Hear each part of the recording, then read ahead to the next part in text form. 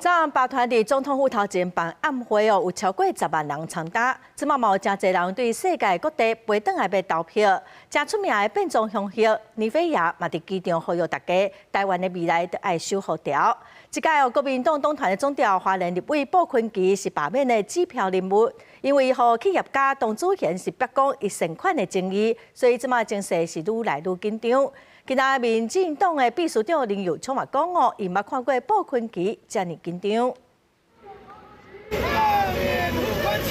27日了罢免投票，剩24点钟，民进党秘书长林佑昌再度来到花莲，对着鲍坤琪提告获释董事长唐祖贤违反选罢法，林佑昌笑笑讲，毋捌看过鲍坤琪遮尔紧张过。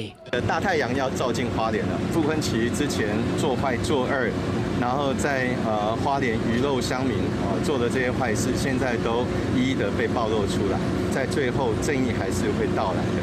那更何况这个事情呢？大家知道，童子贤是捐钱的人，傅昆萁是花钱的人，所以这个当然是童子贤讲的对嘛，这个傅昆萁才这么气急败坏的，赶快要去提告。把握最后时间，全台罢免团队唔惊风雨，用步领车队扫过拼声势催选票。现在氛围一定是紧张的，因为大家都想要把自己的支持者催出来嘛。那板桥现在其实确实是大家关注的热点啊。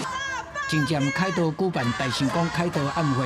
虽然天气无好，现场上大雨，不过主办单位表示讲，现场有10万人来参加。社群媒体嘛出现一天回乡投票的热潮，按世界各地返来台湾的人，奉称作罢免超人，伫 IG Thread 顶面分享机票份，过一阵自发性的志工，组织集团24点钟轮班驻守桃园机场入境大厅，手提手牌甲台湾红啊。讲要来欢迎勇敢的台湾囡仔返来投票。一出门，然后就看到我们，然后就哭了，对，就很感动这样。然后，所以我觉得应该是蛮多在国外心心念念的游子回来这样。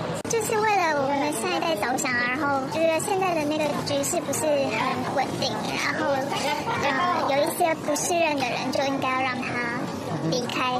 嗨，大家好，是我没有上妆的尼菲亚。我希望我未来还能自由地飞回台湾这个国家。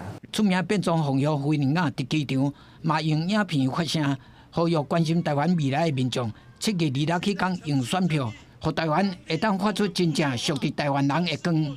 记者综合报道。